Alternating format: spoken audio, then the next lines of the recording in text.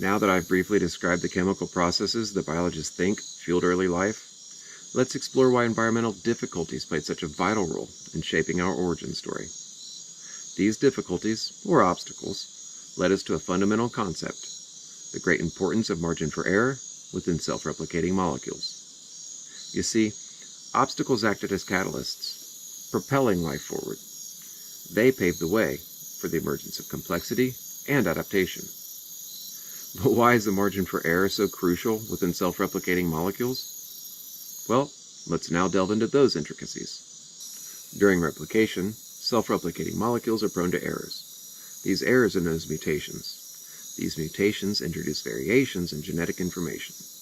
A margin for error allows these variations to occur without necessarily leading to non-functional or harmful molecules.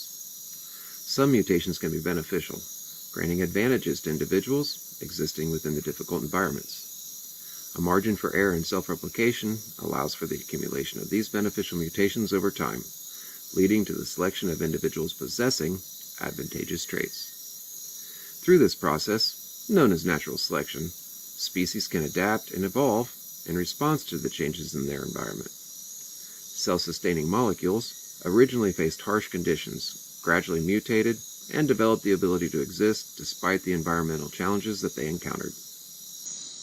The first ever mutation marked a pivotal milestone.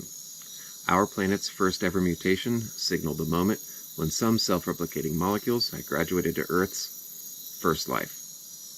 Now, it's important to note that society too often uses very significant words that are poorly defined. The word life is one such example.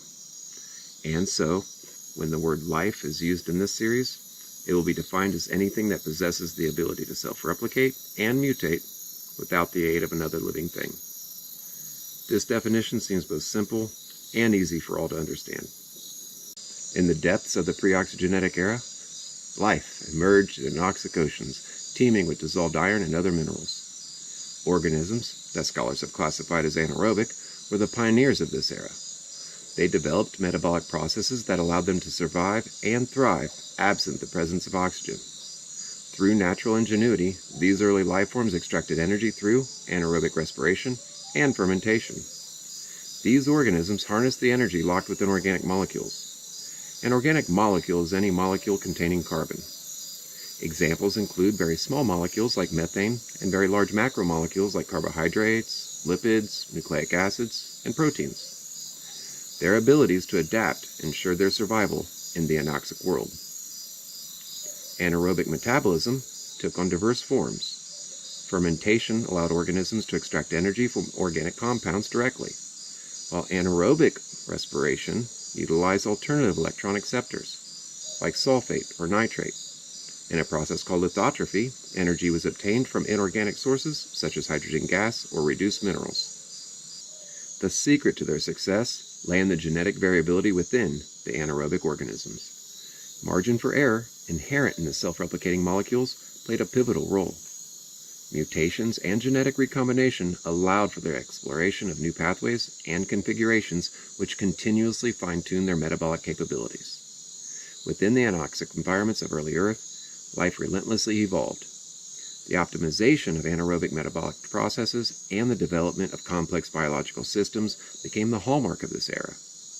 Margin for error in self-replication offered the opportunity for organisms to experiment, adapt, and thrive in response to their ever-changing circumstances. The pre-oxygenic era witnessed a remarkable diversification of life within the constraints of anoxic environments. Organisms thrived, each adapting to their own particular niches, or niches as some would prefer to say, exploiting the available energy sources and perpetuating their genetic legacies through self-replication. As Earth's newly formed organisms continued to fill niches, gradual but dramatic changes were taking place within the atmosphere. During this stage of evolution, oxygen primarily originated from non-biological processes such as the photodissociation of water vapor in the upper atmosphere by ultraviolet radiation from the Earth's sun. This process, known as photolysis, caused water molecules to split into hydrogen and oxygen atoms. The hydrogen atoms, being light, could escape Earth's gravitational pull and be lost to space over time.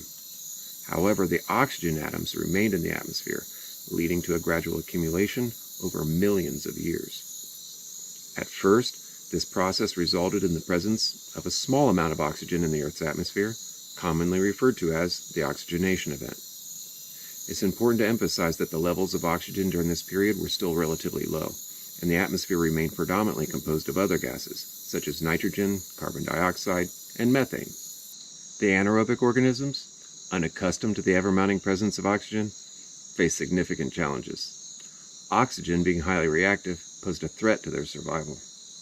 However, within the margin for error of self-replication, some mutations allowed the development of protective mechanisms against the oxidative damage caused by the accumulating oxygen.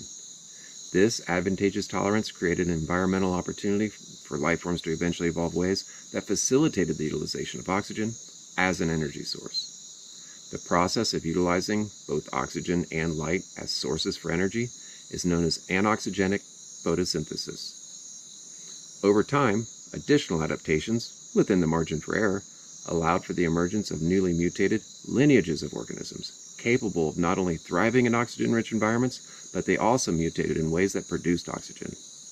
This marked the transition from anoxygenic to oxygenic photosynthesis. The acquisition of oxygenic photosynthesis brought a paradigm shift to Earth. Organisms began developing complex mechanisms to manage the toxic effects of oxygen, and now they harnessed its energy to fuel their metabolic processes. Oxygenic photosynthesis became a driving force in shaping Earth's atmosphere, leading to the levels of oxygen that we experience today.